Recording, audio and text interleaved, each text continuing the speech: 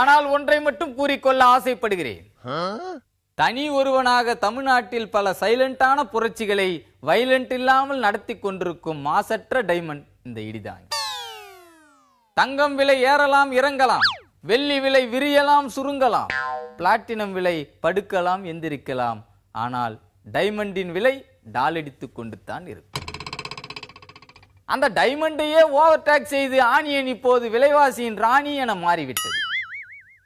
வெங்காயத்தின் விலை அதிகரித்தால் பெருங்காயத்தை வைத்து சமாளித்துக் கொள்ள வேண்டியதுதானே என்கிறார்கள்.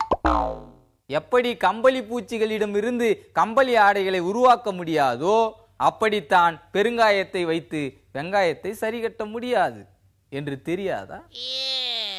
காய்கறிகளிலே கொஞ்சம் அதிரடியான பேர் வழிதான் வெங்காயம். அதனால்தான் அடிக்கடி காயப்படுத்தி விடுகிறது சந்தை நிலவரத்தை. வயலட் நிறத்தில் இருப்பதால் வெங்காயம் ஒரு வயலண்டான காய்கறி. அதனால்தான் சைலண்டாக கண்ணீர் வடிக்க வைக்கிறது. ஆளாளுக்கு வெங்காயத்தை உரிக்காமலேயே அதன் படத்தை பார்த்து கண்ணீர் விட்டு கொண்டிருக்கிறார்.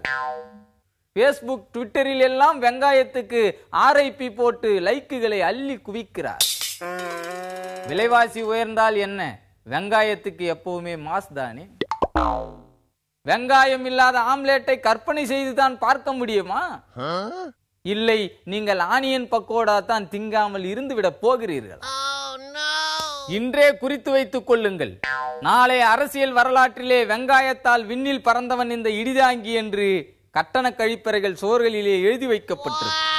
அதுவரைக்கும் வெங்காய புகழை இந்த புவியெங்கும் ஓங்கி ஒலிக்கச் செய்வான் இந்த இடிதாங்கி என்று கூறிக்கொண்டு விடைபெறுகிறேன். நன்றி, வணக்கம்.